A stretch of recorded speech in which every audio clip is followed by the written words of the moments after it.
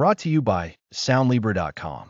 You can find a direct link to our full library in the description of this audio, or visit us anytime at Soundlibra.com.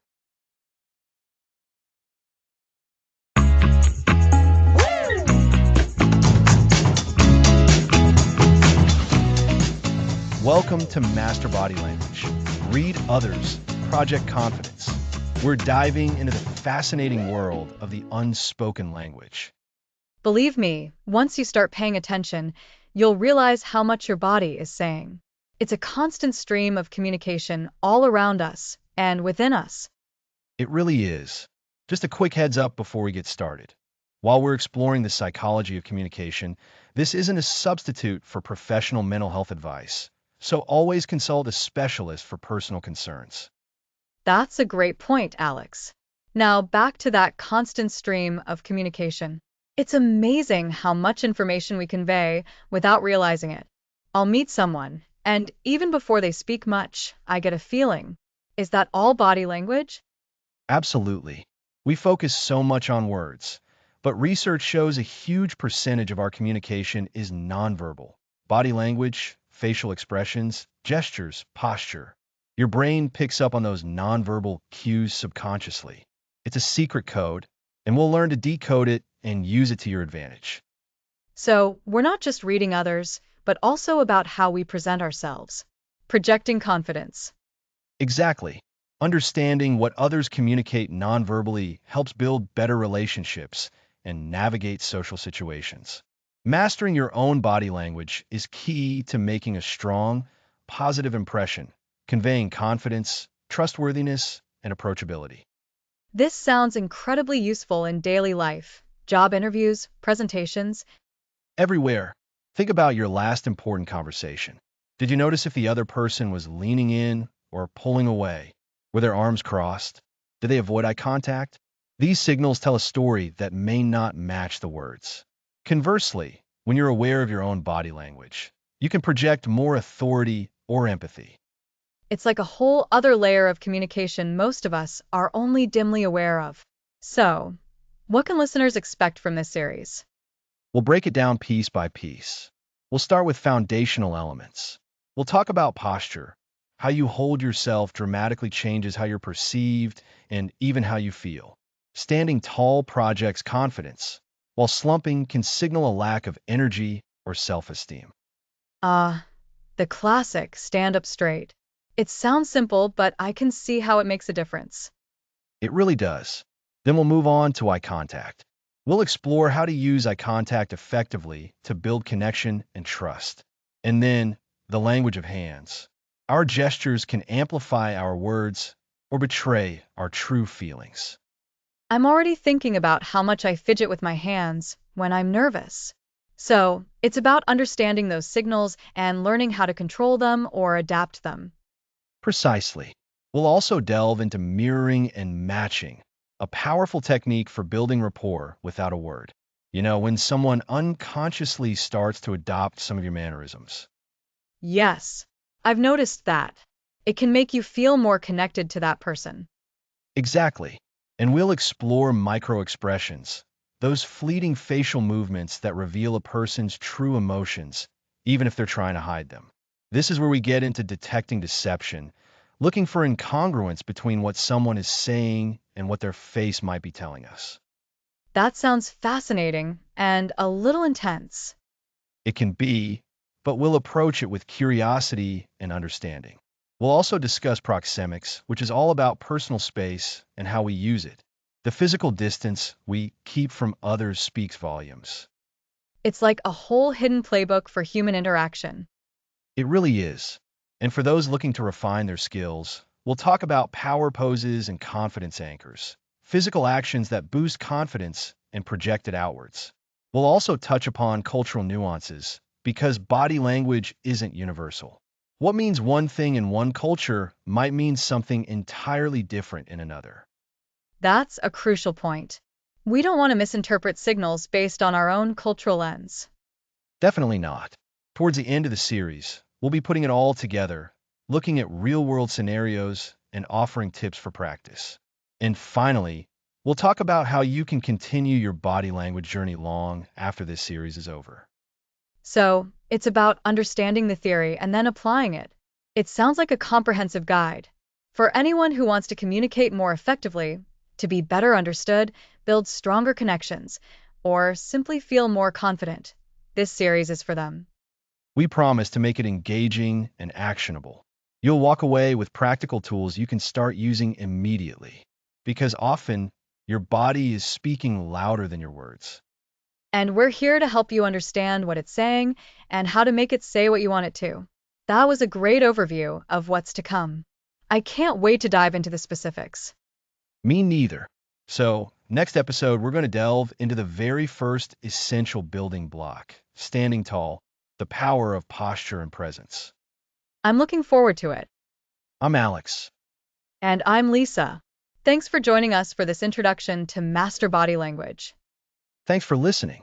Next episode, standing tall, the power of posture and presence.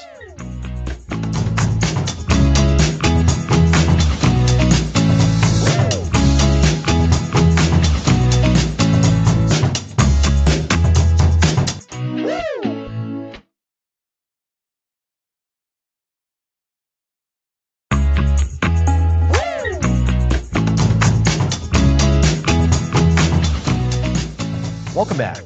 Last time, we introduced the idea that our bodies communicate constantly.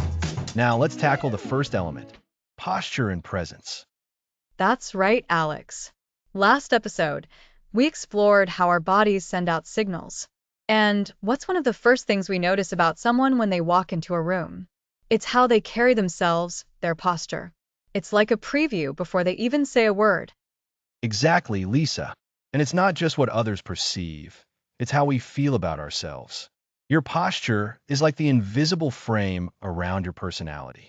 Slouching can make you appear hesitant or even uninterested, while standing tall instantly projects confidence and openness.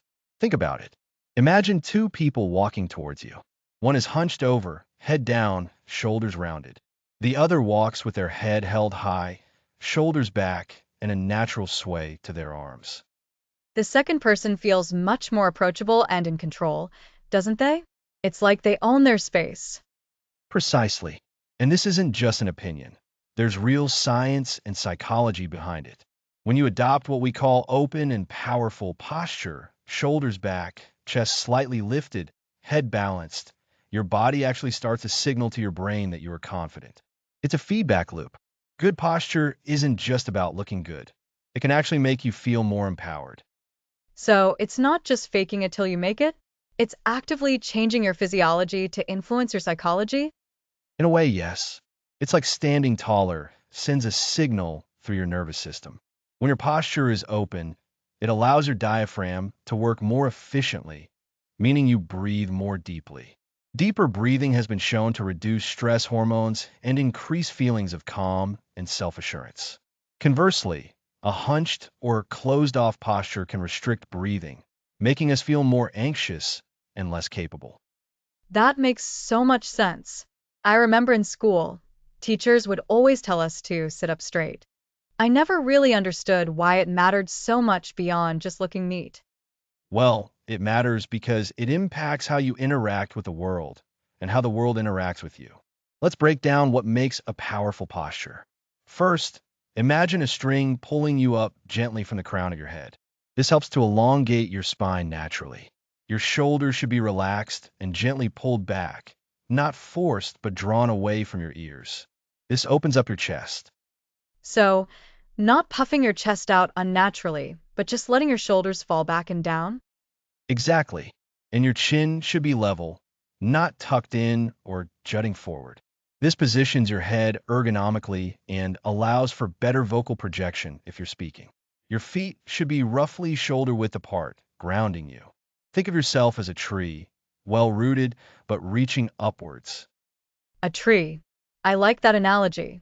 It feels stable and present. It is. And this principle applies whether you're standing, sitting, or even walking. When sitting, it's the same idea. Spine elongated, shoulders relaxed and back, feet flat on the floor. Avoid the temptation to lean too far forward or slouch back too much. The goal is an upright, engaged posture. What about when you're walking? I sometimes catch myself rushing and slumping a bit. That's a common one. When walking with purpose, maintain that upright posture. Let your arms swing naturally at your sides. This creates a sense of momentum and confidence. Think of a runner. They have an upright posture to maximize their efficiency and power. You can adopt a similar, less exaggerated version in your everyday stride.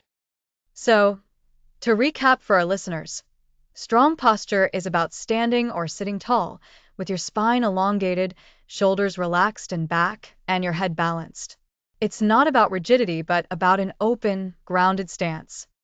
You got it, Lisa. And the incredible thing is, you can practice this anywhere, anytime. Start by being mindful of your posture throughout the day. Set a reminder on your phone if you need to. If you catch yourself slouching, gently correct it. It might feel awkward at first, like learning any new habit, but your body will adapt. It's like building a muscle. The more you practice good posture, the more natural it becomes.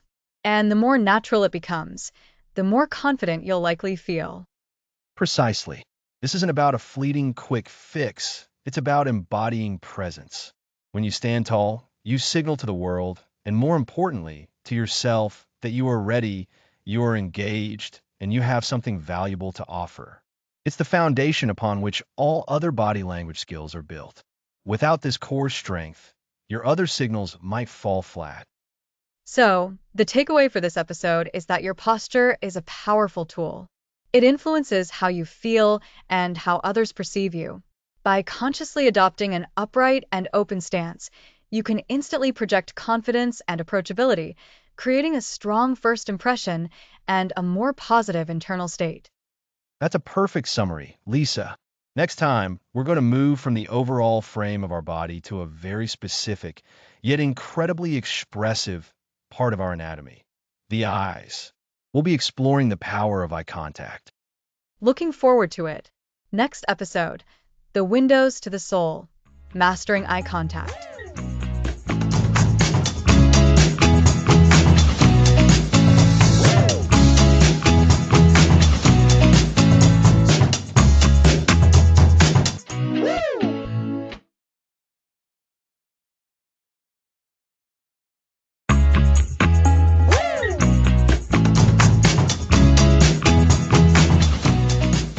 Welcome back to Master Body Language. Today, we focus on the windows to the soul.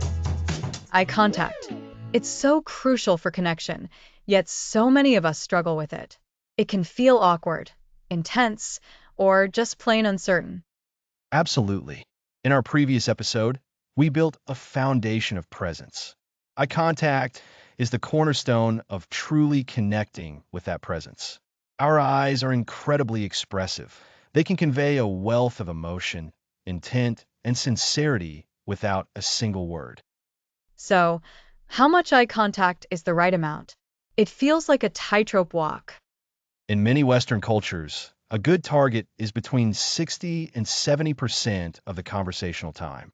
This range signals that you are attentive, genuinely interested, and confident in interaction. 60 to 70%. That's quite specific.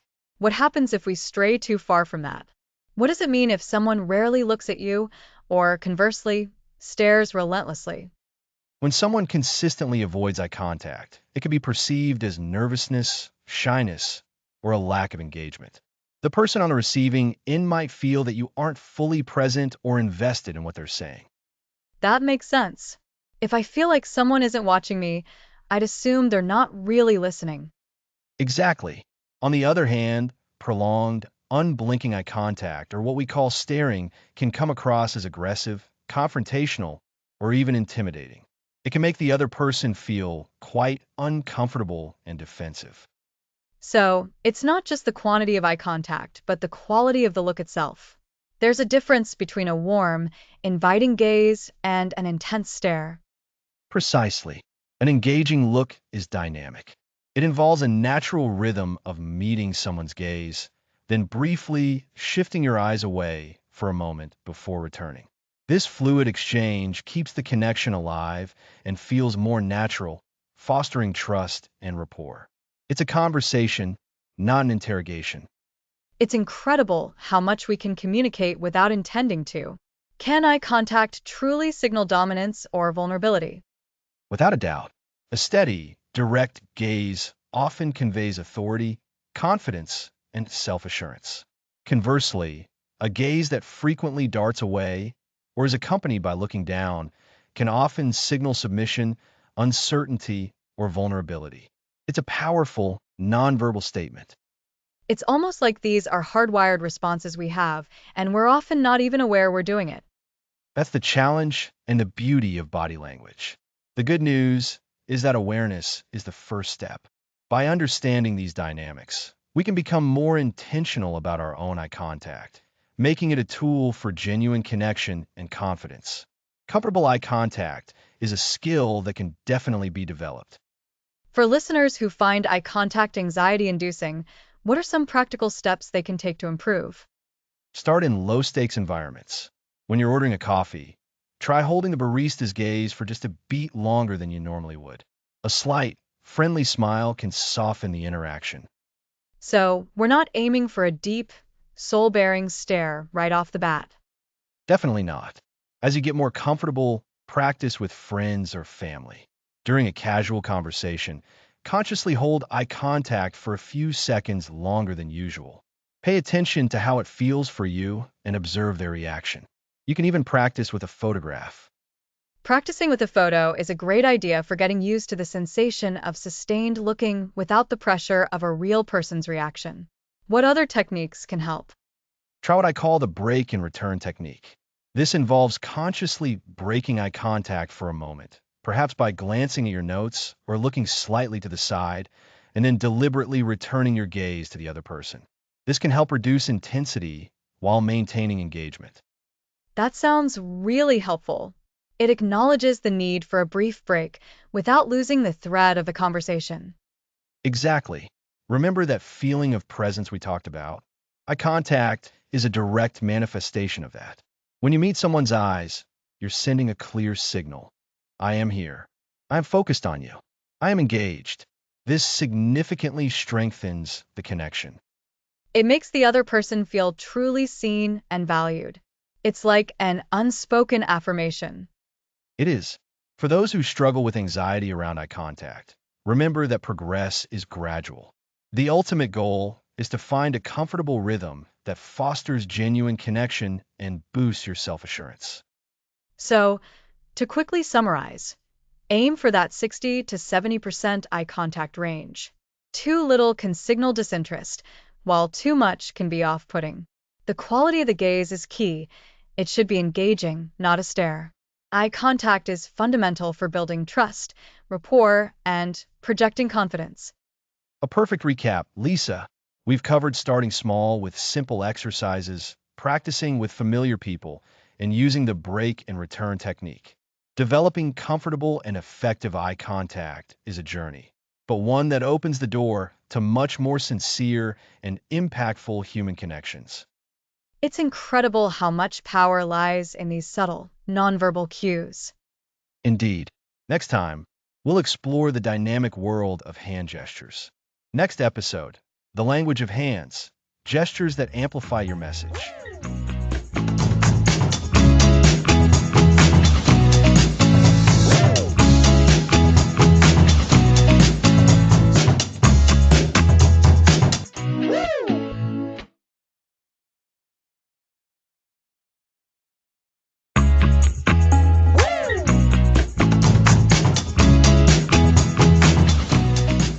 Welcome back. Last time, we explored the power of eye contact and how to build confidence through a steady gaze. Now, let's talk about the expressive world of gestures. Yes, the hands. They can really say a lot, can't they?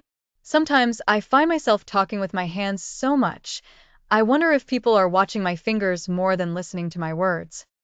That's a great point, Lisa, and it leads us perfectly into today's topic, the language of hands and how gestures can amplify your message, build rapport, and project confidence. We're talking about the subtle, and sometimes not so subtle, ways our hands communicate. So we're not just talking about waving hello or goodbye, then? Exactly. While those are gestures, we're going to explore the deeper meanings behind a variety of hand movements. Think of your hands as a secondary voice, adding emphasis, providing clarity, and even revealing subconscious feelings. They can either support what you're saying or, if uncontrolled, contradict it. That congruence is so important. If I'm saying I'm relaxed, but my hands are tense and fidgeting, it sends a mixed signal. Precisely. Let's start with some fundamental gestures. One of the most universally positive gestures is showing open palms. When you present your open hands, palms facing upwards, it's often interpreted as honesty, openness, and a lack of threat. Imagine a politician addressing a crowd and holding their hands out, palms up. What message does that send? It feels like they're saying, I have nothing to hide, or I'm open to your ideas. It's disarming. You got it. This gesture signals sincerity and a willingness to engage. Now, contrast that with something like a clenched fist. What does that typically convey, Anger, frustration, stubbornness, definitely not openness. right? A clenched fist often signifies anger, aggression, or strong conviction, but it can also indicate tension. It's a powerful gesture, and when used verbally, it can emphasize a point, but it's important to be aware of the potential negative connotations if not used intentionally. So, using open palms is like inviting people in, and a clenched fist is like putting up a wall, or perhaps pounding a point home with force. That's a good way to think about it. Now, let's consider pointing. While necessary for direction, aggressive or accusatory pointing can feel confrontational. A more gentle pointing, perhaps with an open hand slightly curved, can be effective without being aggressive. And many people use their index finger to tick off points when they're making a list verbally. Oh, yes. I've definitely seen and probably done that myself. It's a way to break down information into digestible parts. It is, and it helps the listener follow along. Now, let's talk about the opposite of pointing, touching. When people are trying to build rapport, they might subtly touch the other person's arm or shoulder. This is a form of tactile communication that can create connection, but it's highly dependent on the context and cultural norms. That's where we have to be careful, isn't it? What's friendly in one situation might be unwelcome in another. Absolutely. However, a gentle touch on the arm when making a friendly point can foster a sense of camaraderie. Another common gesture is rubbing your hands together. What does that usually mean? Excitement? Anticipation? Like when you're really looking forward to something delicious. Exactly. It often signals anticipation, excitement, or sometimes even a slightly mischievous thought. On the flip side, what about drumming your fingers on a table or your lap? That feels like impatience, boredom, or nervousness. Like you're counting the seconds until something is over. Precisely. It communicates a desire for the current situation to end, often due to boredom or anxiety. So, we see how even seemingly small, unconscious movements can broadcast our internal state. Now, let's move to gestures that enhance confidence and clarity. This is what I'm really interested in. How can we use our hands to project more confidence? One powerful way is to use deliberate, expansive gestures. Think about making larger movements with your hands when you're explaining a concept. This shows you're engaged and confident in what you're saying. Spreading your hands outwards, for example, can make your ideas seem bigger and more important. So, the opposite of keeping your hands tucked away or making small, insignificant movements. Correct. When you're presenting, imagine you're painting a picture with your hands. Use them to illustrate size, shape, direction, or even the flow of an idea. This makes your verbal message more dynamic and memorable. Remember when we discussed posture and presence? Confident gestures are an extension of that. They fill the space around you and command attention. I can see how that would be more engaging than someone just standing there with their hands still. It's a significant difference. Another confidence booster is to use gestures that are symmetrical and balanced. For instance, if you're making a point with your right hand, let your left hand be relaxed by your side or mirroring the gesture gently. Avoid having one hand looking stiff while the other is animated. So, a kind of harmony between the two hands, even if they aren't doing the exact same thing. Yes, that's a great way to put it. Now, let's briefly touch on what we call stop gestures. These are gestures that can halt a conversation or signal the end of a thought. The open palm, as we discussed, can be a stop gesture for someone else, signaling you're ready for them to speak or that you've finished your point. A simple, upward flick of the wrist can also signal a pause or the end of a section. It's like a nonverbal full stop. Indeed. Now, on the other side of interpretation, let's consider common gestures that can signal discomfort or nervousness. Fidgeting with your clothing, touching your face or hair repeatedly, or clasping your hands tightly are all common unconscious signals. I think many of us do these without even realizing it. It's like a nervous energy that needs an outlet. It is. And understanding these can be helpful, not just for observing others, but for becoming more aware of our own habits. If you notice yourself doing these things, it might be a cue to take a deep breath, recenter yourself, and perhaps consciously adopt more open or purposeful gestures. So, we've talked about open palms, clenched fists, pointing, touching, rubbing hands, drumming fingers, expansive gestures, symmetrical gestures, and even some nervous habits. It's quite a vocabulary our hands have. It truly is.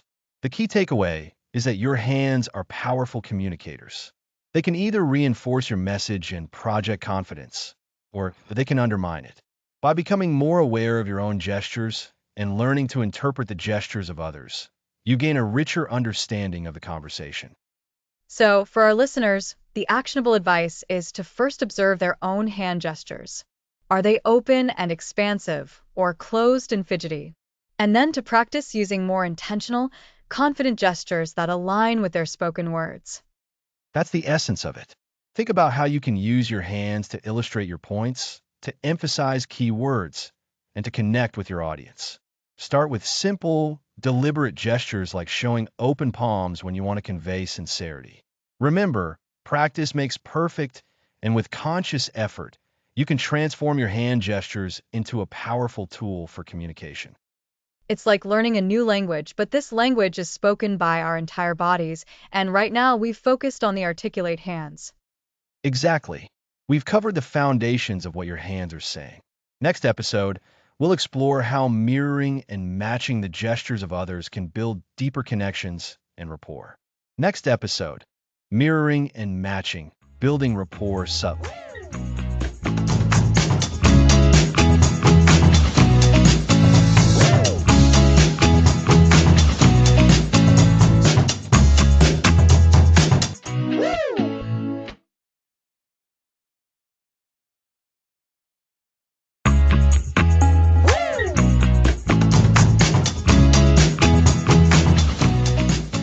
Welcome back to Master Body Language.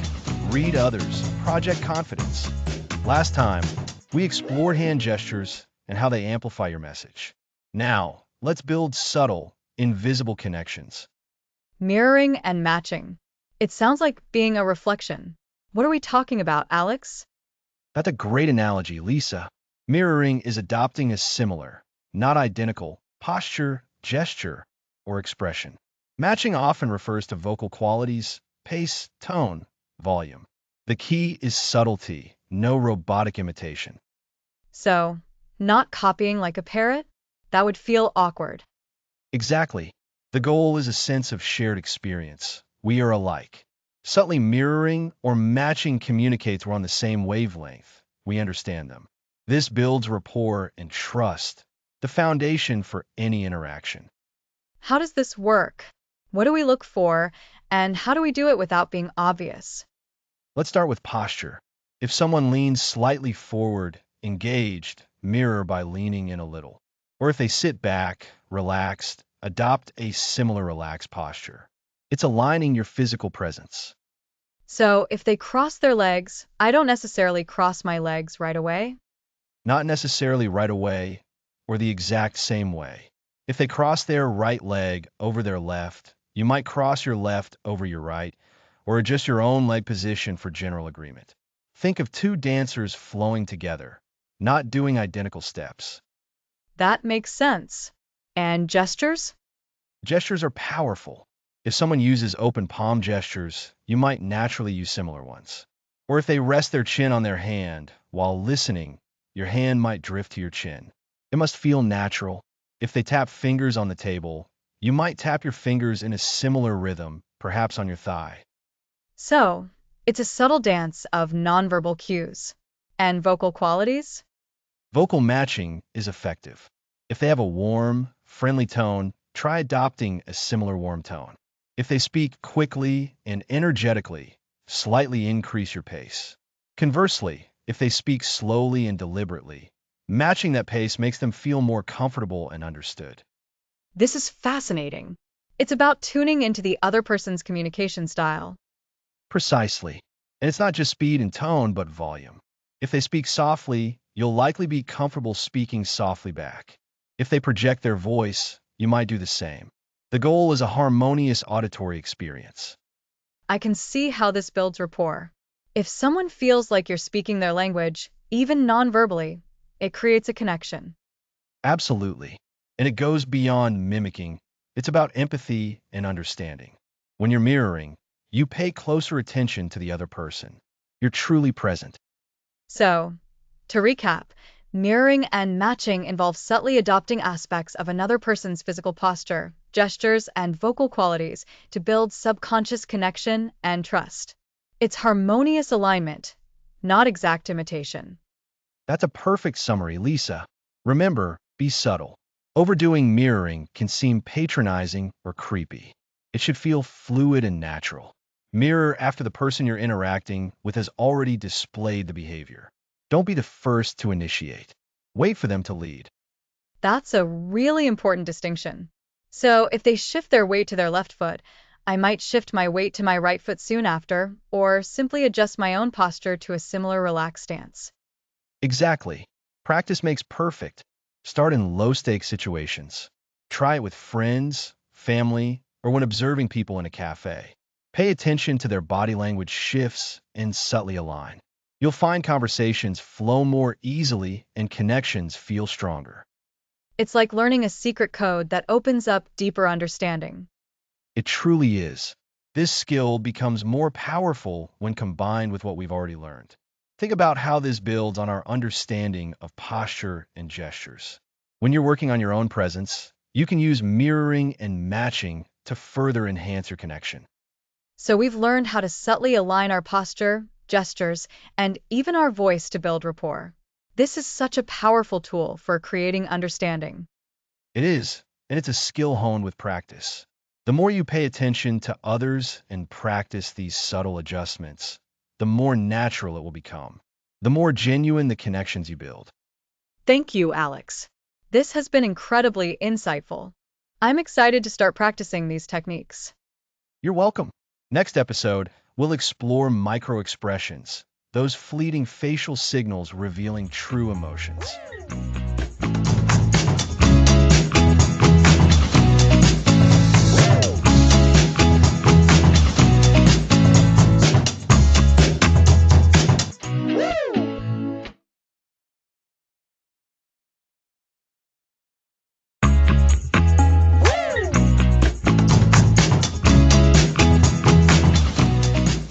Welcome back to Master Body Language. Last time, we explored the art of mirroring and matching to build rapport. Now, we're diving into something even more nuanced and fascinating, micro-expressions. That's right, Alex. We've learned about the broader gestures and postures, but what about those split-second reveals? Those involuntary flashes of emotion that pop across someone's face before they even realize it? Exactly, Lisa. Micro-expressions are incredibly brief facial expressions, lasting only a fraction of a second, usually between 1/30th and 1/15th of a second. They are involuntary, meaning we can't consciously control them. They're a peek behind a mask. A peek behind the mask. I like that. So, if they're so fast, how can anyone possibly catch them? It sounds almost impossible. It can seem that way, but with practice, your brain can be trained to recognize them. Think of it like learning to ride a bike. At first, It seems wobbly and impossible. But with consistent effort, your body learns the balance, and it becomes second nature. Micro-expressions are similar. We're essentially training our brains to catch these fleeting signals. So, what are these micro expressions actually telling us? Are they the same as regular expressions we see? That's a great question. Regular facial expressions, the ones we consciously make, can be held for several seconds. If someone is angry, they might frown for a noticeable duration. But a micro expression of anger would be a fleeting flicker of a frown, gone almost as soon as it appeared. The key difference is that micro expressions are hardwired. They're subconscious emotional leakage, whereas regular expressions can be consciously displayed or even faked. So, if someone is trying to hide an emotion, like saying they're happy when they're actually sad, a micro expression would betray that real feeling? Precisely. If there's a mismatch between someone's spoken words or their posed facial expression and their micro expression, it's a strong indicator of deception or emotional incongruence. For instance, if someone says, "I'm perfectly fine," but a micro expression of sadness flashes across their face for a fraction of a second, you've just received a valuable piece of information. Wow. So, what are the basic emotions that micro expressions usually reveal? I assume they're linked to the core human emotions. You're absolutely right. There are 7 universally recognized micro-expressions corresponding to the 7 basic emotions: happiness, sadness, anger, fear, surprise, disgust, and contempt. Each has a very specific, rapid facial movement associated with it.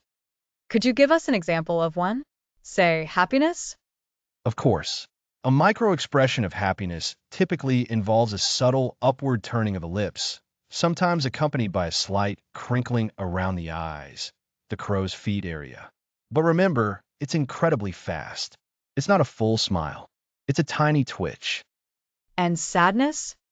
For sadness, you might see a slight inward pull of the corners of the mouth or a drooping of the eyelids, again, extraordinarily brief. For anger, it's a tightening of the lips, perhaps a slight furrowing of the brow.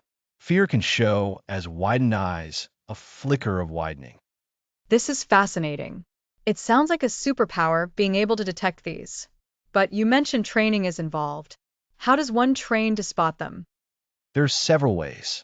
One of the most effective is through repeated exposure to images and videos specifically designed to highlight these micro expressions. The process involves seeing a face, identifying the fleeting expression, and then correlating it with the emotion. It's about building a visual library in your mind.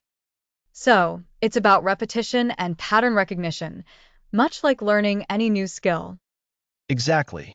And it's crucial to understand that spotting a micro expression doesn't definitively tell you why someone is feeling that emotion or what they're thinking. It simply reveals the underlying emotional state. It's a clue, not the whole story.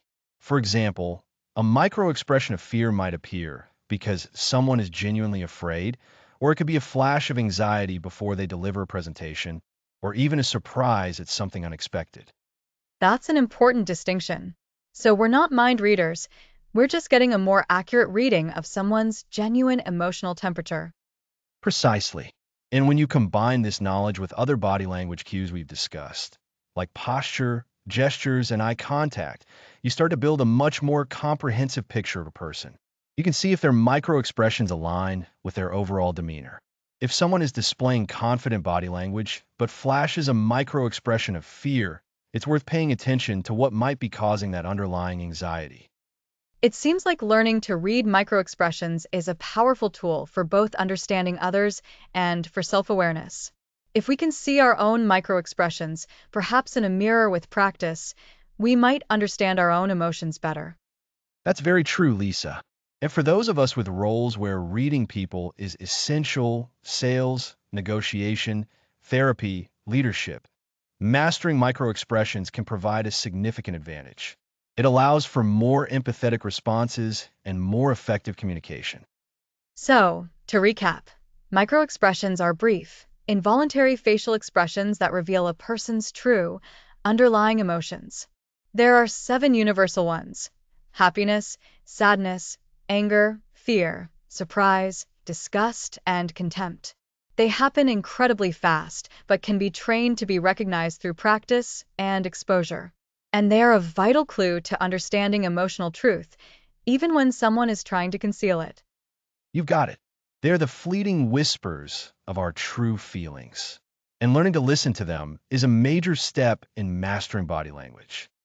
This has been incredibly insightful, Alex.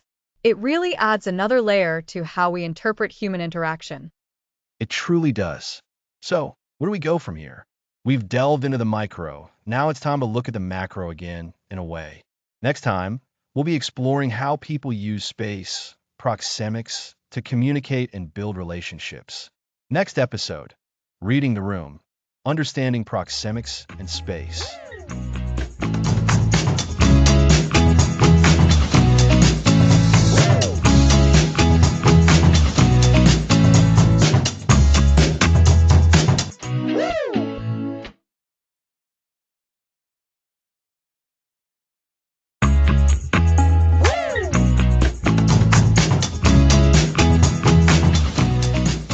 Welcome back.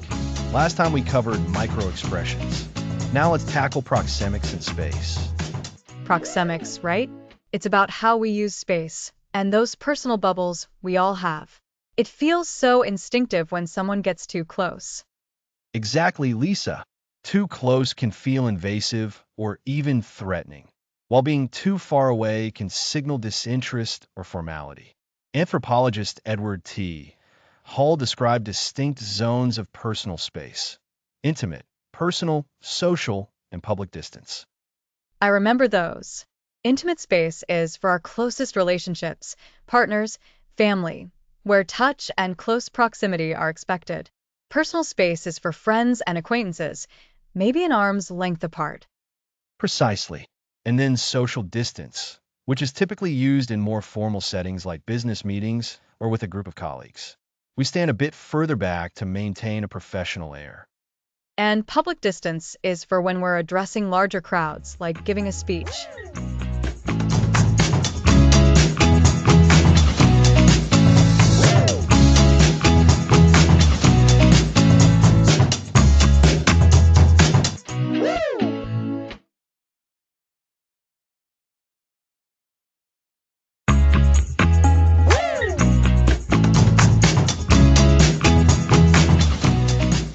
Welcome back to Master Body Language.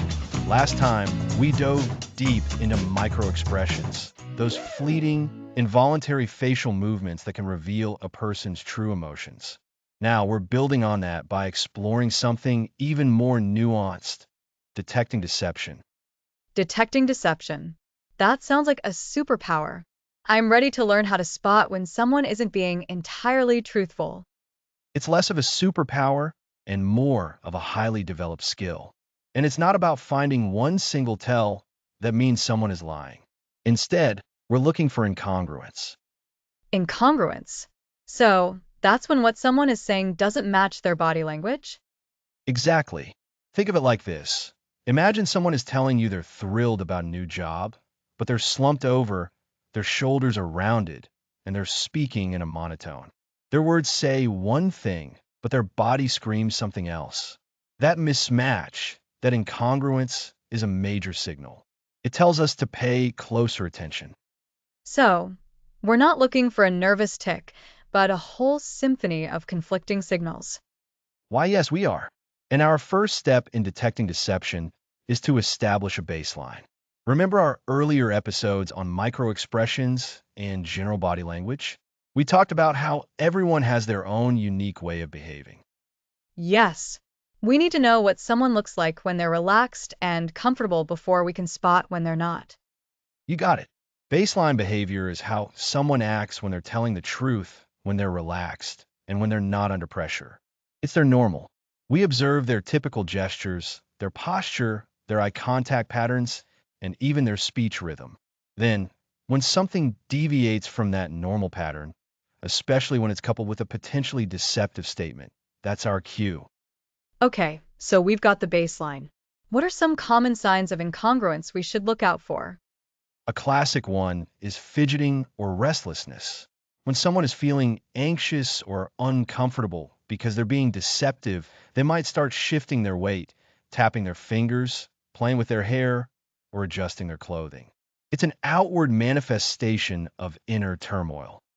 Like their body is trying to escape the situation. You could say that. Another common sign is changes in eye contact. Now, this is tricky. We often hear that liars avoid eye contact, but that's not always true. Some deceptive individuals will force themselves to maintain intense eye contact to appear more believable.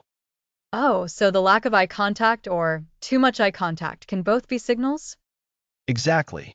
The key is the change from their baseline. If someone normally looks you in the eye and suddenly starts darting their gaze around, or if they normally have a relaxed gaze and suddenly stare intensely, that's your incongruence. Also, consider the direction they look. When someone is recalling a real memory, they might look up and to their left. When they're fabricating, they might look up and to their right. Though this is a generalization and not foolproof. That's fascinating. It's like a subtle rewiring happening. It can be. We also see changes in gestures and body movements. If someone typically uses open, expansive gestures and suddenly starts making smaller, more closed-off movements, or if they interrupt their natural flow of gestures, that can be significant. For example, someone might start unconsciously touching their face, neck, or mouth. This is often a self-soothing behavior when feeling stressed. The face touching one I've definitely noticed before. It seems like a nervous habit. It often is, and nervousness can arise from deception. Another area is vocal cues. Even though we're focusing on body language, the voice is closely linked. Notice any changes in pitch, speed, or volume. Is their voice suddenly higher? Do they start speaking faster or slower than usual? Are there more pauses, more ums, and ahs? These vocal shifts can indicate cognitive load, the mental effort of trying to maintain a lie. So, we're listening as much as we're watching. Absolutely. And we're looking for physical indicators of stress. Things like swallowing more frequently, blushing, sweating, or a hitched breath can all point to an uneasy emotional state, which can be linked to deception. Keep in mind, these can also just be signs of nervousness or discomfort unrelated to lying, which is why the baseline is so crucial. If someone is naturally a sweaty person, that's not a deception tell. But if they suddenly start sweating profusely when asked a specific question they weren't prepared for, it's worth noting. It really does come down to observing the deviation from the norm. It's like a detective looking for anything out of place at a crime scene. That's a great analogy, Lisa. And just to recap, when we're trying to detect deception, we're not looking for a single tell. We're looking for incongruence, a mismatch between verbal statements and nonverbal behavior. We start by establishing a baseline of how a person normally acts. Then, we look for deviations from that baseline, such as increased fidgeting, changes in eye contact patterns, altered gestures, shifts in vocal cues, and physical indicators of stress. This is so powerful. It's about building awareness of what's happening beneath the surface. It is. And remember, even with all these skills, we must be cautious.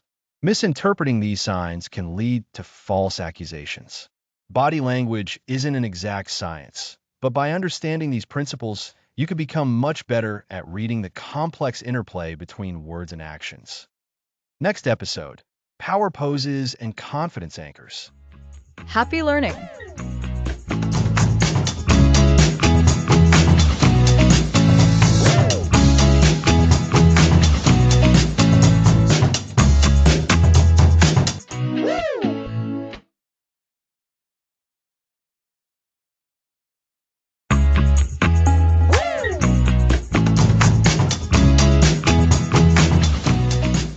Welcome back to Master Body Language. Last time, we explored how to detect deception by looking for incongruence. Right, Alex. We learned to spot those moments of hesitation or tiny shifts that might hint at something other than the spoken word.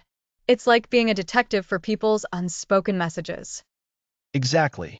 And today we're going to build on that foundation of presence and subtle cues by diving into something that feels a bit more active. We're talking about power poses and confidence anchors. I've heard the term power pose floating around, but I'm not entirely sure what it entails. What exactly are we talking about here? Power poses are essentially expansive, open body postures that research suggests can actually influence our own feelings of confidence and power. Think about how you might stand if you're feeling on top of the world versus if you're feeling small and hesitant. So it's about adopting the physical stance of confidence, even if you don't feel it initially? Like fake it till you make it, but with your body? Precisely. Studies have shown that simply holding these expansive postures for a couple of minutes can lead to measurable changes in our bodies, including increased levels of hormones associated with confidence and decreased levels of stress hormones. Wow, so it's not just about looking confident, it's about feeling it thanks to actual physiological changes. Can you give us some examples of these power poses? Certainly. Imagine the classic superhero pose. Standing tall, feet slightly apart, hands on your hips, chest open, chin slightly up. Or another one, the victory pose. Hands raised in a V shape above your head, chest out. These are all about taking up more space, not shrinking yourself. So, instead of hunching over or crossing your arms tightly, you want to spread out, open up your chest, and stand tall. It feels counterintuitive when you're feeling uncertain, though. That's the hurdle. It can feel a bit unnatural at first. But the idea is to practice these poses in private, perhaps before a challenging situation. Think of them as a quick tool to prime your system for confidence. Okay, so you strike a power pose for a minute or two. What happens next? Does that energy carry through the entire interaction? Ideally, yes. The aim is to shift your internal state. When you act more powerfully, you tend to feel more powerfully. This can influence how you communicate and how you perceive the situation itself. It's about changing your own internal broadcast before you start interacting. That's a helpful way to think about it. So, it's not just about external display, but about internal recalibration. Now, you also mentioned confidence anchors. How do those fit in? Confidence anchors are similar in principle, but often more personal and subtle. They're specific physical actions or gestures that you can use to trigger a feeling of confidence. This could be a particular way of touching your hand, a subtle shift in your posture, or even a specific facial expression.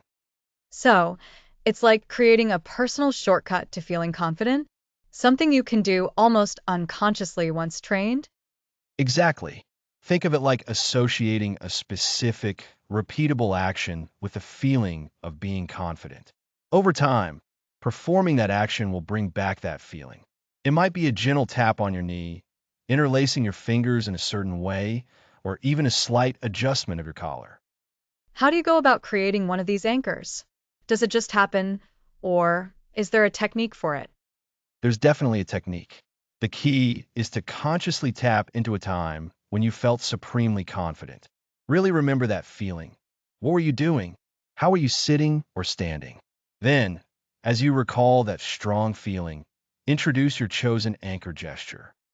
So, you vividly recall a confident moment, and while you're feeling that peak confidence, you perform your anchor action. You repeat this association multiple times. That's right.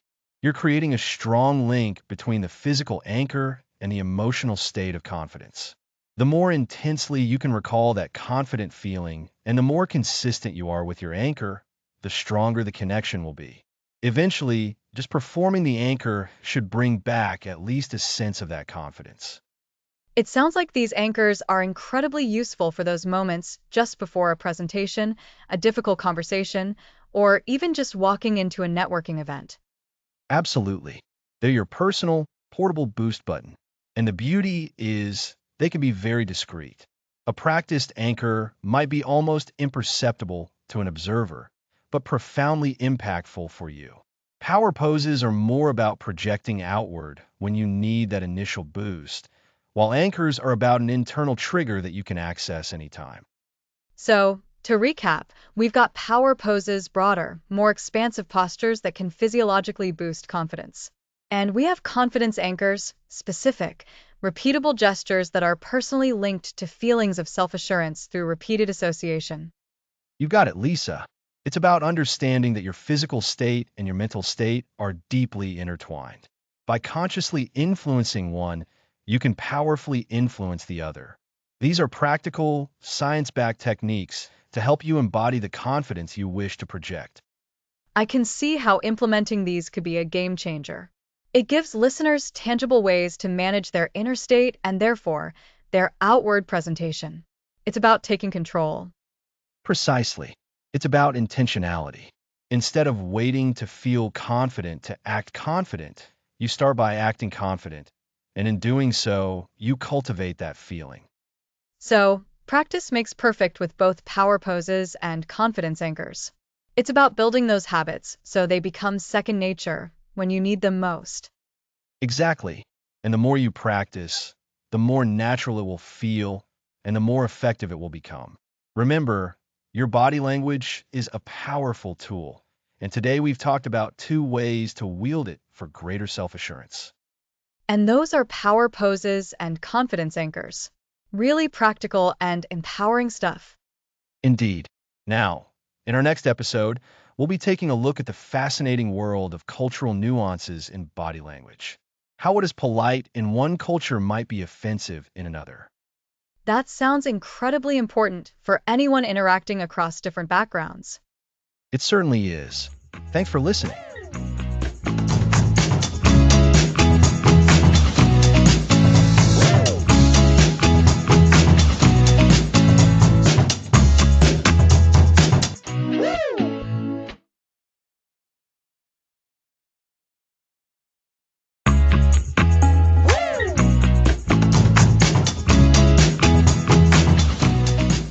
Welcome back. Last time, we explored power poses and confidence anchors. Today, we're discussing cultural nuances in body language. It's so true, Alex. We've focused on general principles, but many gestures and cues mean different things around the world. It's easy to offend without realizing it. Exactly. As our world connects more, understanding these differences is vital for effective global communication. A simple gesture can change its entire meaning. So, what's a common area where these differences show up? Let's start with eye contact. In many Western cultures, direct eye contact shows honesty and attentiveness. Breaking eye contact can seem evasive. Yes, like you're not paying attention or hiding something. But in some East Asian cultures, prolonged direct eye contact with elders or superiors can be seen as confrontational or disrespectful. Averting your gaze can show deference. Wow. So, trying to maintain strong eye contact could actually signal rudeness there. It's a complete reversal of expectation. Similarly, in some Middle Eastern cultures, men might avoid prolonged direct eye contact with unfamiliar women as a sign of respect. That's important to know. Context really matters. What about gestures? Gestures are a minefield. Take the OK sign, thumb and index finger forming a circle. In the West, it means everything is good. A positive signal. But in Brazil and parts of South America, it's a highly offensive, vulgar insult. Oh, dear. I can see how a business deal could go very wrong with that. Absolutely. And the thumbs up, positive in much of the world, can be offensive in parts of the Middle East and West Africa, carrying a similar insulting meaning. So, 2 common positive gestures that can backfire spectacularly. This is making me nervous about traveling. Don't be nervous, just be aware. Awareness is key. Another area is personal space, proxemics. We discussed how much space people prefer. Yes, like people from Latin America or the Middle East often stand closer than those from Northern Europe. Exactly. In cultures where closeness is common, standing further away might signal coldness. Conversely, if you value more space and enter a culture where people stand very close, you might instinctively back away, which could be interpreted as unfriendliness. It's like a constant dance of interpretations, isn't it? You're trying to send a positive message, but the receiver is interpreting it through a different cultural lens. That's a perfect way to put it. Greetings also vary. A handshake is common globally, but the firmness and duration differ. In some Asian countries, a lighter, brief handshake might be preferred, often with a slight bow. A bow, yes. That gesture has different meanings too. Indeed, in Japan, bowing is significant, conveying respect, gratitude, or apology, depending on depth and duration. It's far more nuanced than a nod. It makes you realize how much we rely on nonverbal cues ingrained from our upbringing. We don't even think about them. That's the goal of learning body language, becoming conscious of these signals. For cultural differences, the best advice is to observe and adapt.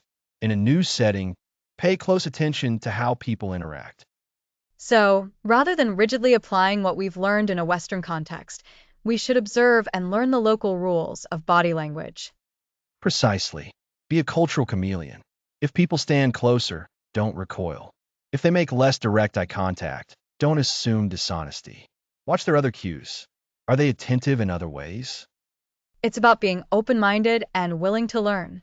If unsure, err on the side of politeness and respect, perhaps mirroring a more reserved approach until you understand local norms. Absolutely.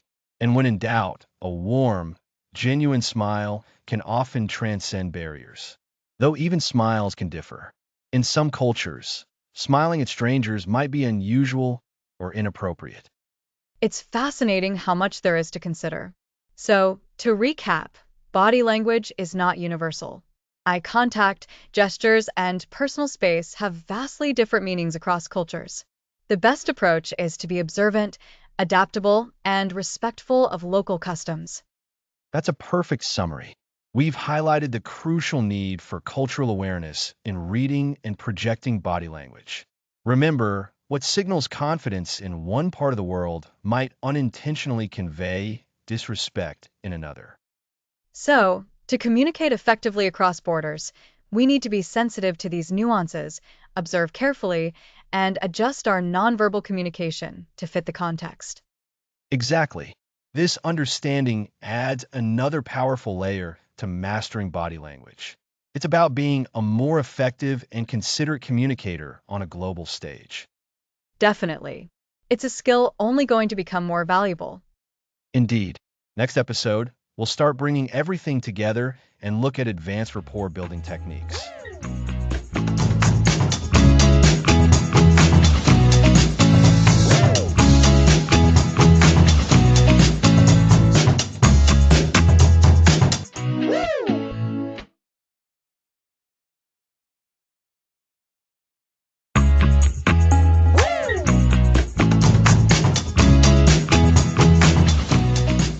Welcome back.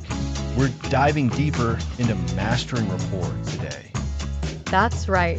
So far, we've learned to observe, to see the unspoken language of posture, eye contact, gestures, even those fleeting micro-expressions.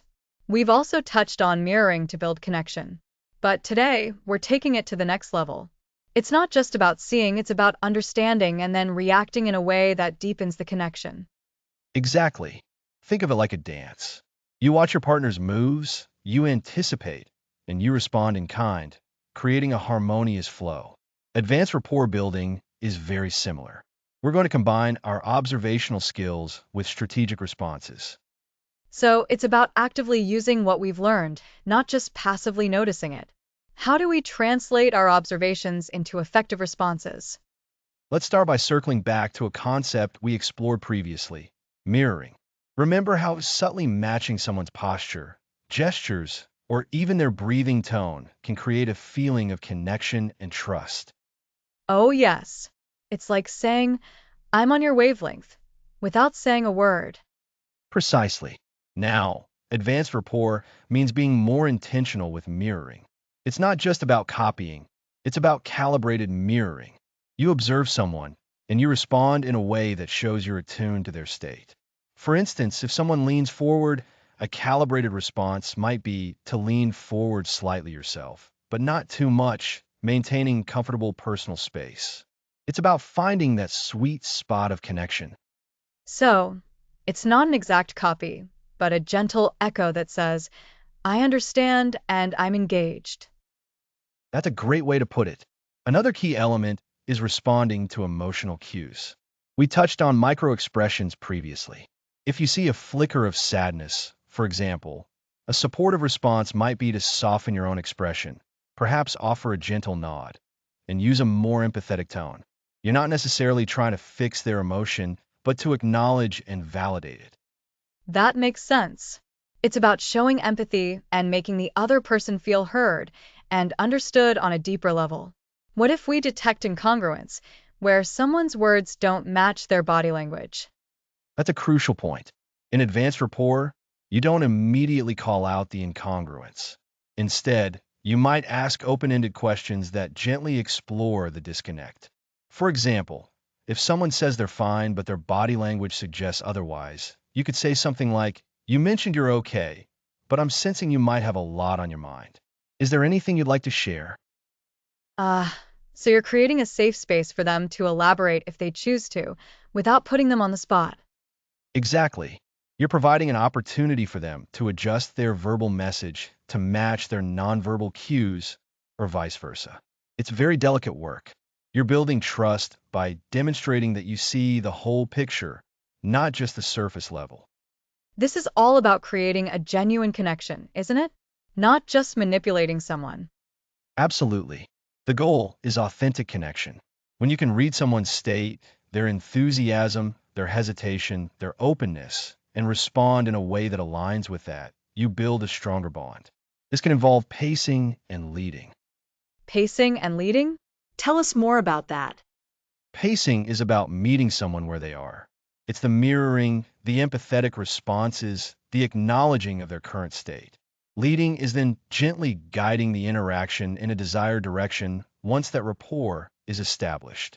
For example, if you're in a professional setting and you've paced someone's energetic, excited state, you might then lead them towards a specific action or decision by clearly outlining the next steps, while still maintaining that positive, engaged energy you've mirrored. So, you first establish understanding and connection, and then you can effectively influence or guide the conversation or situation. Precisely. It's about building the foundation of trust before you try to build the house, so to speak. And this applies in so many scenarios: a job interview, a sales negotiation, even a deep conversation with a friend. It sounds like it requires a lot of awareness and practice. It definitely does. The more you practice observing and responding, the more intuitive it becomes. Remember how we talked about presence previously?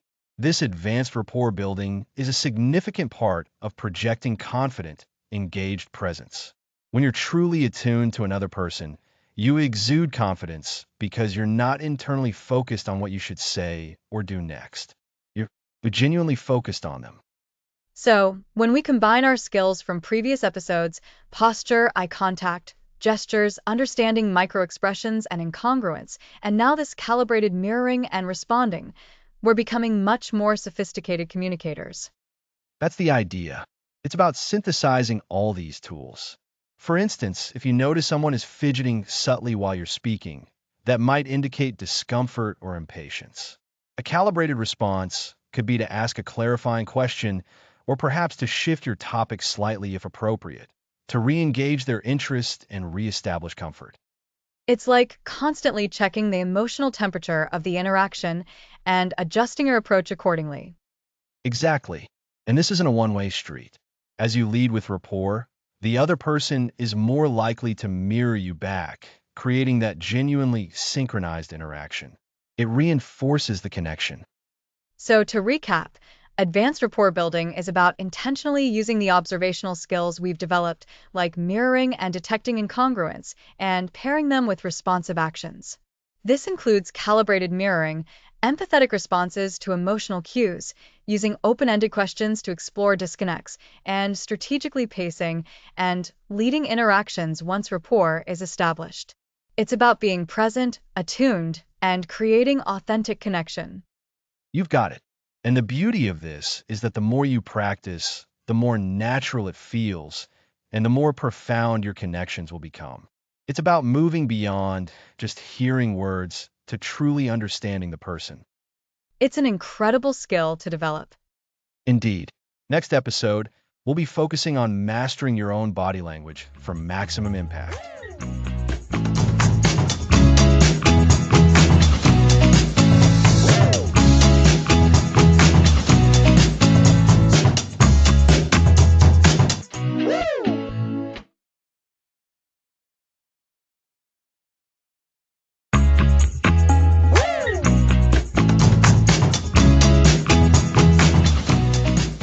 Welcome back.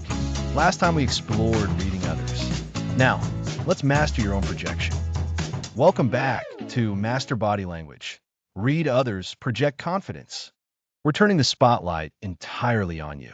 For the past 11 episodes, we've explored how to read the incredible nonverbal cues of others. Now it's time to shift our focus inwards. Today, we're talking about mastering your own body language to truly project confidence, approachability, and competence. That's right, Alex. It's one thing to understand what someone else is communicating nonverbally, but it's a whole different ballgame to consciously control and project what you want to communicate. This episode is like our final toolkit, bringing together all the individual skills we've learned and showing us how to wield them for maximum personal impact. Exactly, Lisa. Think of your body language as your silent resume. It's what people perceive on a subconscious level before you even say a word. So, the first and arguably most foundational element we've discussed is posture. Remember how we talked about standing tall, shoulders back, chest open? Oh, absolutely. It's like you're pulling an invisible string from the crown of your head, lifting you up. When I catch myself slouching, just that simple adjustment makes me feel more alert and in control. It's a physical cue that signals to your own brain and to others that you're present and confident. Precisely. And it's not just about standing. It applies equally when you're sitting. Imagine yourself in a meeting, sitting with your back straight, leaning slightly forward to show engagement, rather than slumping back in your chair, can completely change how you're perceived and how you feel. It's a powerful way to signal that you're invested and ready. So, that's our first takeaway for self-mastery. Consciously adopt an open, upright posture. It's the bedrock. So, posture is our foundation. What's the next layer in building our own confident presence? That would be eye contact. We spent time on reading others' eyes, but now let's focus on yours. When you're speaking to someone, maintaining appropriate eye contact shows you're sincere, you're engaged, and you're not hiding anything. It builds trust. This is one I've had to work on. I used to get so nervous, I'd find myself looking down or darting my eyes around. But when I consciously make an effort to hold eye contact for a few seconds at a time, breaking away only naturally, people seem to respond much more positively. They feel heard. That's a perfect description, Lisa. It's about a natural rhythm, not a stare down. The key is to connect, to let the other person see your sincerity. So, practice this. When you're in a conversation, make a deliberate effort to meet the other person's gaze. Aim for about 60 to 70% of the time, breaking away periodically. This signals attentiveness and self-assurance. Okay, so we got posture and eye contact down. What else is crucial for projecting our own confidence? Next up, let's talk about our hands. We covered gestures extensively, but now let's think about how our gestures can amplify our message. When we're feeling confident, our gestures tend to be more open, more expansive, and more deliberate. Think about how you might naturally use your hands when you're explaining something you're passionate about. Yes, I've noticed that.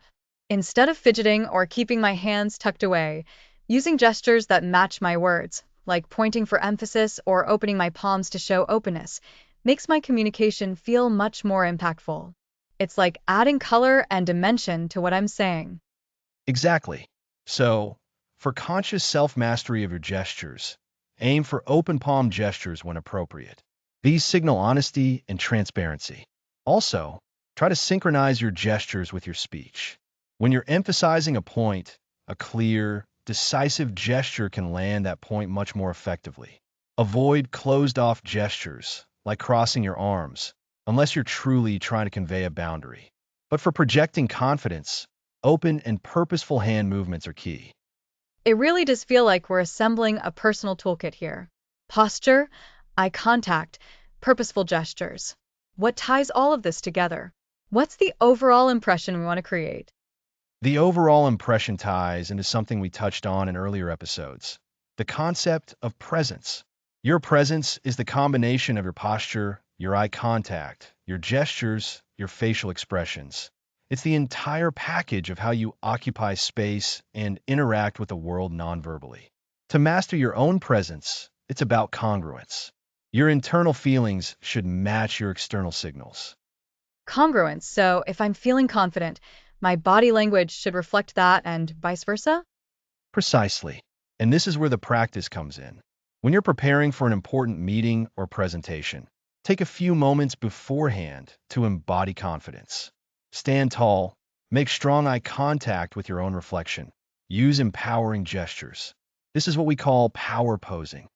It's not just a fad, it's a psychological technique that can actually influence your hormone levels and boost your confidence.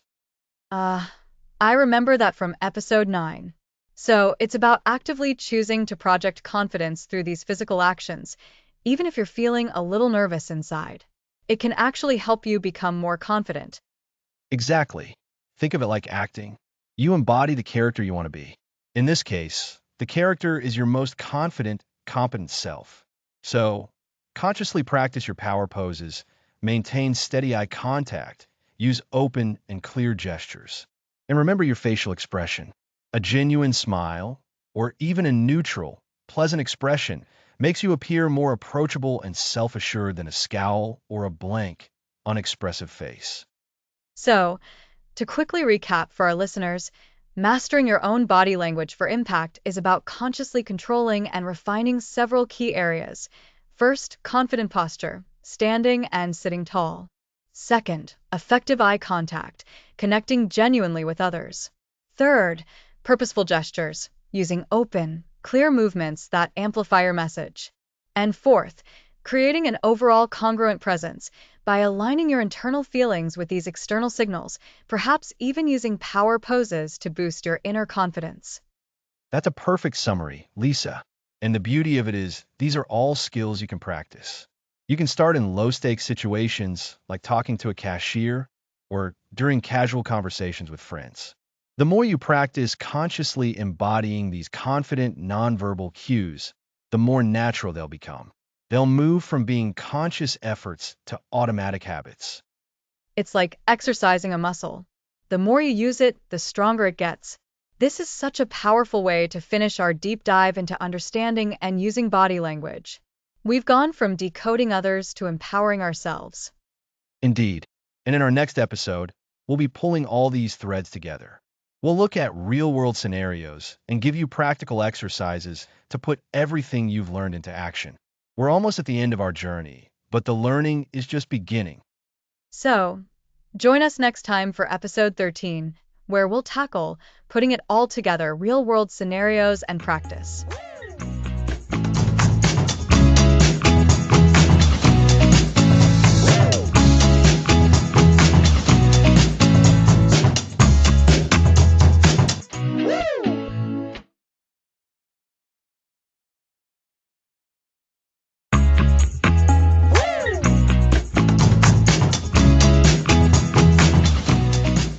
Welcome back. Today, we're bringing all those lessons into the real world.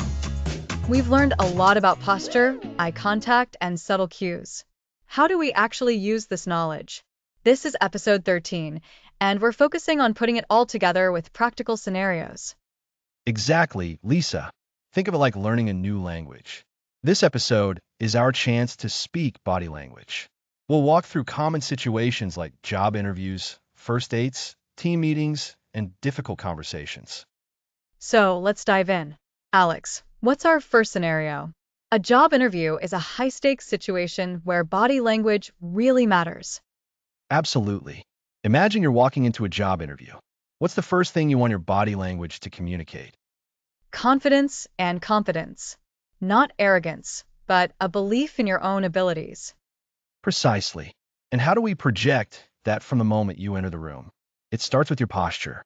Stand tall, shoulders back, head held high. This signals to your brain and the interviewer that you're self-assured. A firm handshake is also crucial. Remember how important handshakes are? Oh, yes, the handshake is the first tactile impression. During the interview itself, what should listeners be mindful of? Maintaining good eye contact. Aim for about 60 to 70% of the time. When listening, lean in slightly to show engagement. Avoid fidgeting. That's a classic sign of nervousness. Keep your hands visible. Open gestures, like palms slightly up when explaining something, suggest honesty. And what about the interviewer's body language? What should we be looking for to gauge their reaction? If they're mirroring your posture, leaning in, and maintaining consistent eye contact, it's generally a positive sign. They're engaged. If they start to lean back, cross their arms, or their eye contact becomes fleeting, it could indicate a need to adjust your approach. This is where we start reading the room. Okay, moving on to a completely different scenario, a first date. This one feels less formal, but still incredibly important for connection. First dates are all about building rapport. So, mirroring and matching become really important here. If your date leans forward, you can subtly do the same. If they use a particular hand gesture, a slight echo can create a subconscious connection. And eye contact here is different, isn't it? It can be more intense, more intimate. Yes, definitely. On a first date, prolonged, soft eye contact can signal interest and warmth. A gentle smile is essential. Pay attention to their micro expressions, too. A fleeting smile or a raised eyebrow can tell you a lot about their true feelings. What about physical space or proxemics? How close is too close, or too far on a first date?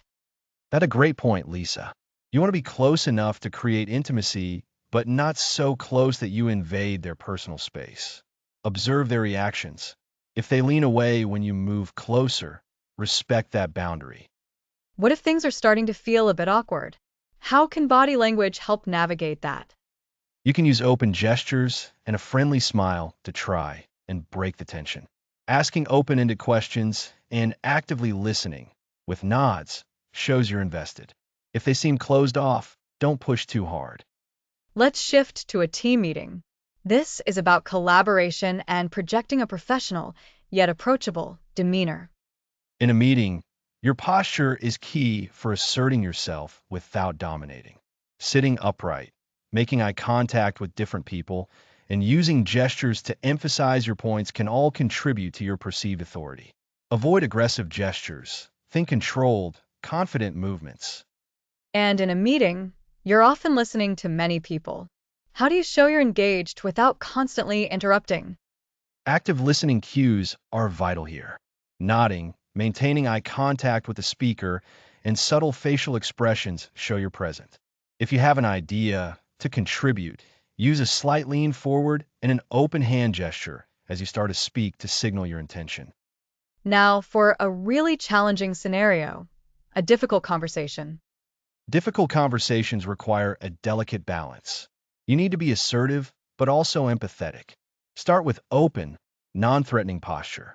Avoid pointing fingers or aggressive stances. When listening to the other person, ensure your body language conveys empathy.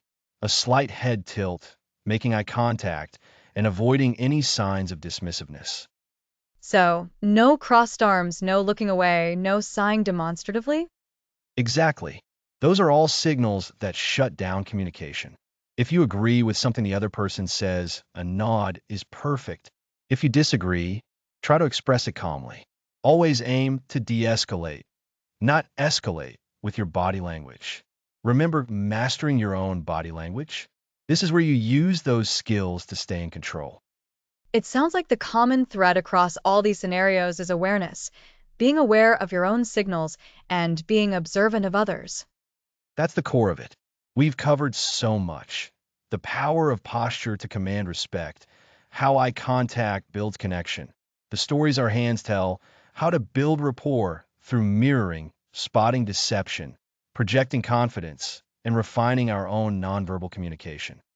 And now, we're seeing how all these pieces fit together. It's about conscious observation and intentional application.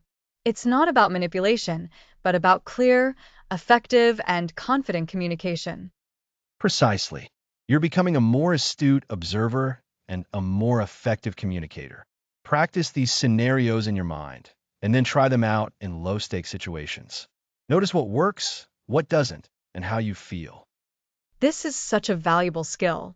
It impacts everything from our professional lives to our personal relationships. It truly does. And as we wrap up today's episode, remember that mastering body language is a journey. It takes practice and reflection. You've got the tools now. It's time to use them. Thank you, Alex. And thank you to our listeners for joining us for this practical exploration. Next episode, your body language journey continues.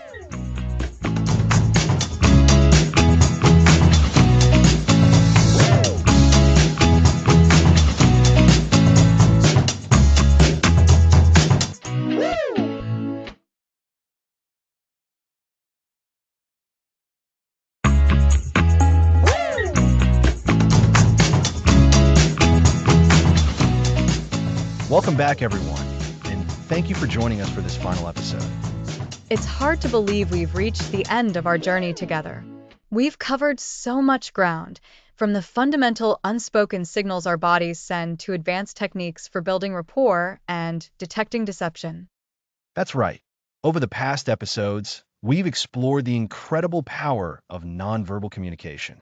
Remember when we introduced the idea that our bodies are constantly sending signals about our true feelings and intentions, even when our words say something else? We called it the unspoken language. And I think that's the perfect starting point to recap. This entire series has been about understanding that unspoken language. We began with the foundational elements like posture. We emphasized how our posture influences how others perceive us, and even how we feel about ourselves. A confident stance conveys presence. Absolutely. Good posture isn't just about looking good. It's about projecting confidence. Then, we move to discussing the crucial role of eye contact. Learning to make appropriate eye contact builds trust and engagement. And then came the hands. We learned how gestures can amplify our message, or sometimes contradict it if we're not aware. From open palms to pointing fingers, our hands are incredibly expressive. We also looked at building connections. We showed how subtly aligning our body language with someone else's can create an instant sense of connection and rapport. It's like a nonverbal handshake. And that subtle connection is often revealed through microexpressions. Those fleeting facial movements can give us a glimpse into someone's true emotions, even when they're trying to hide them.